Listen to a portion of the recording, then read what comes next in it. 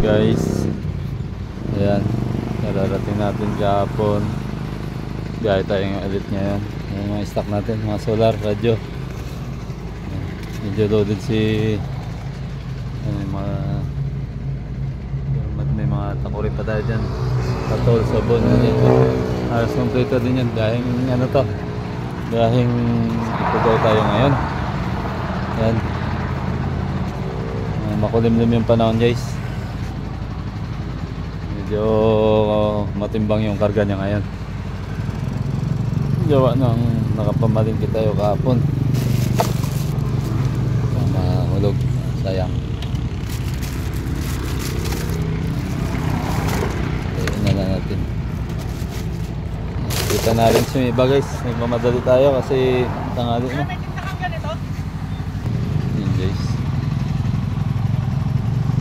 shoutout pala sa lahat ng aking viewers dyan, aking mga subscriber, silent viewers. Salamat na marami sa inyong panonood palagi at suporta sa aking channel.